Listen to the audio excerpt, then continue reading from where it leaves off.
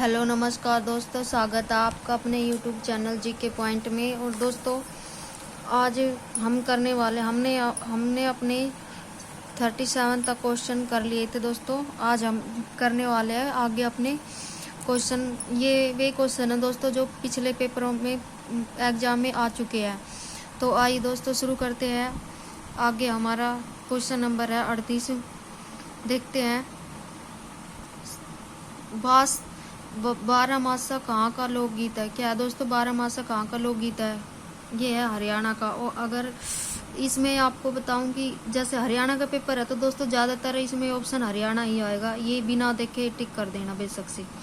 फिर हमारा व्याख्या 12 मासा हरियाणा के लोकगीतों में से एक है। क्या है 12 मासा हरियाणा के लोकगीतों में से एक है। हरियाणा किस लिपि से उत्पन्न हुई है? हरियाणवी किस लिपि से उत्पन्न हुई है? देवनागरी लिपि से।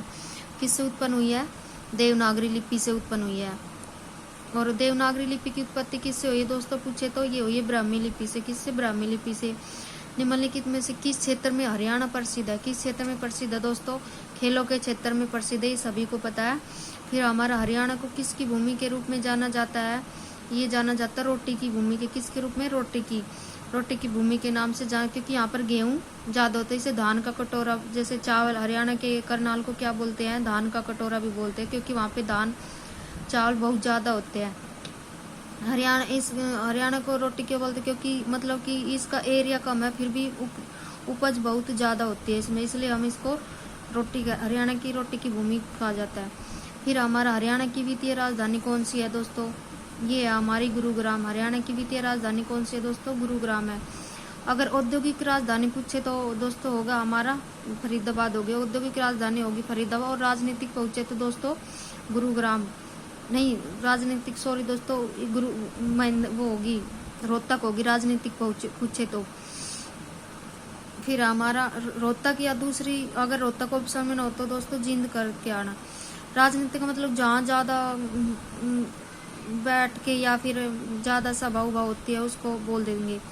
फिर हमारा हरियाणा की किस लेखक ने हिंदी में संध्या पत्रिका की शुरुआत की है? किसने किया दोस्तों? ये की थी पंडित नेकीराम शर्मा ने। किसने की थी? पंडित नेकीराम शर्मा ने। फिर हमारा हरियाणा की सबसे बड़ी झील कौन सी है? ये झील है गुड़गांव की दमदमा झील, सबसे बड़ी झील है। फिर सबसे ज़्यादा झील भी दोस्तों गुड़गांव में ही है। झील गुरुग्राम में है। यह हरियाणा की सबसे बड़ी झील। इसका एरिया कितना है पूछ ले तो पेपर में? 3000 एकड़ में फैले। कितने एकड़ में? 3000 एकड़ में फैली हुई है।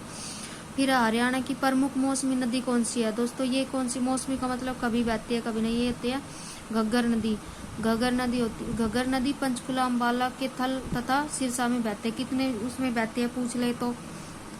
ये बहती है हमारी 1 2 3 4 5 कितने जिलों में बहती है? ये हमारी 5 जिलों में बहती है। और यमुना पूछे तो 6 जिलों में बहती है, ये इस साइड बहती है, देख लेना, पंचकुला, अम्बाला के थल, फतेहाबाद तथा सिरसा। फिर हमारा आगे क्वेश्चन, उच्च न्यायालय के न्यायाधीशों की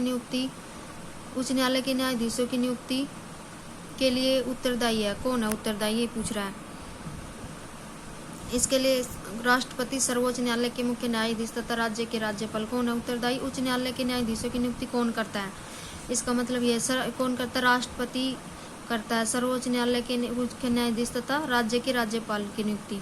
फिर हरियाणा विधानसभा में अधिकतम कितने मंत्री हो सकते हैं दोस्तों? कितने हो सकते हैं? 14 मंत्रियों की कुल संख्या उस राज्य की विधानसभा की कुल सीटों का कितने होती है? 15% होती है। मंत्रियों की कुल संख्या उस राज्य की विधानसभा की कुल सीटों की 15% होती है। फिर अशोक स्तंभ मूल रूप से कहाँ स्थापित किया गया था? कहाँ किया गया था? ये अम्बाला में किया गया था अशोक स्तंभ मूल रूप से।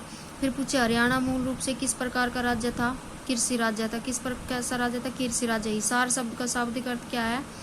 किला। हिसार शब्द का शाब्दिक अर्थ क्या है दोस्तों? किला। हिसार शब्द शहर किसने बसाया था? ये फिरोज शाह तुगलक ने बसाया था। इसको हिसार फिरोजिया के नाम से भी जाना जाता है। और इसमें क्या है? गुजरी महल है। और सबसे ज़्यादा लोहों के पाइप को प्रयोग मतलब काम यहाँ पे ही होता है। फिर हरियाणा राज्य में सबसे ठंडे महीने कौन से होते हैं दोस्तों?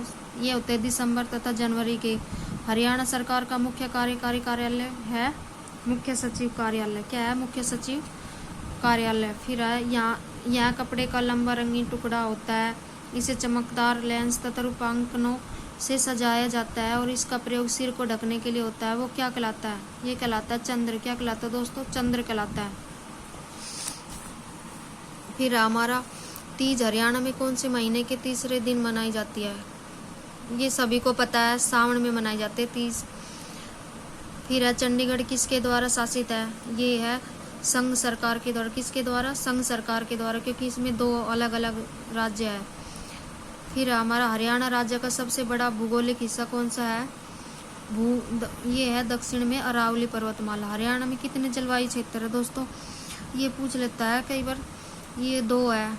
कितने जलवायु क्षेत्र है? 2। एक साप्ताहिक समाचार पर हरियाणा तिलक हरियाणा के किस जिले से प्रकाशित हुआ था? ये हुआ था रोहतक से। कहाँ से हुआ था? ये रोहतक से। हरियाणा तिलक ये किसने निकाला था? ये पूछ रहे तो ये श्री राम शर्मा ने निकाला था।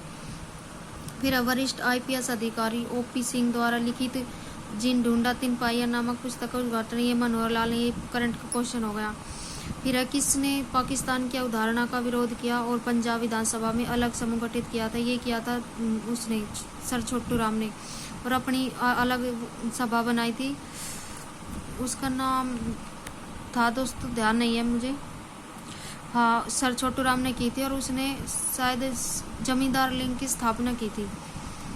कौन सा राजवंश मूलतः हरियाणा से संबंधित था? कौन सा राजवंश मूलतः? ये था भरतवंश। कौन सा था? भरतवंश। फिर राजा हर्षवर्धन के दरबार में बाण भट्ट क्या भूमिका अदा करते थे? क्या करते थे? आस्थानक कवि थे। हर्षवर्धन के दरबार में बाण भट्ट क्या थे? आस्थानक कवि थे। उसने रत्नावली और हर्षचरित्र की भी रचना की थी।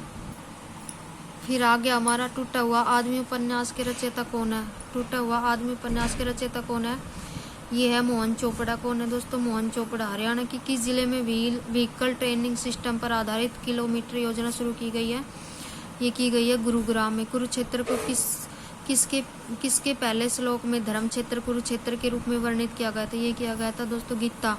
फिर हरियाणा में कुल कितने प्रशासनिक डिवीजन है? ये है 6। प्रशासनिक डिवीजन कितने हैं? 6। और सबसे बड़ा पूछे तो रोहतक। फिर हरियाणा में कुल कितने अलग अलग भौगोलिक विशेषताएं पाई जाती है? ये पाई जाती है 4। कितनी पाई जाती है? 4। भू क्षेत्र के संदर्भ में हरियाणा का भारत में कौन सा स्थान है दोस्तों? ये है 20वां। हरियाणा राज्य की राजधानी किस राज्य में स्थित है? ये पंजाब में। किस राज्य में स्थित है? पंजाब में। फिर सरस्वती घाटी के कुरुक्षेत्र में 10 राजाओं के बीच युद्ध से पहले कौन सा महायुद्ध लड़ा गया था? ये लड़ा गया था महाभारत का युद्ध। कौन सा? 10 राजाओं के बीच युद्ध से पहले कौन सा? महाभारत का युद्ध। फिर हरियाणा की नृत्य शैली जो युवा विवाहित महिलाओं के माथे पर पहने जाने वाले आभूषण का प्रतीक है, उसे क्या कहा जाता है? उसे कहते हैं झूमर। झूमर नृत्य को हरियाणवी का क्या बोलते हैं? गिद्धा भी कहा जाता है और यह मुख्यतः स्त्रियों द्वारा किया जाता है। फिर हमारा 72 नंबर का क्वेश्चन, भारतीय प्रबंधन संस्थान हरियाणा के किस जिले में? ये रोहतक में है। 1849 में सिखों की हार के बाद वर्तमान हरियाणा को किसने हड़प लिया था? ये अंग्रेजों ने। किसने हड़प लिया था? अंग्रेजों ने दिल्ली पर 1803 में कब्जा किया। फिर धीरे धीरे 1849 में हरियाणा की रियासतों को हड़प लिया था। फिर ICC ये इसका अर्थ क्या है देखो, इसका integrated command and control centre. Integrated command and control centre. फिर है हरियाणा का पहला एबी केंद्र किस जिले में बन रहा है? ये बन रहा है हिसार में। किस जिले में? हिसार में।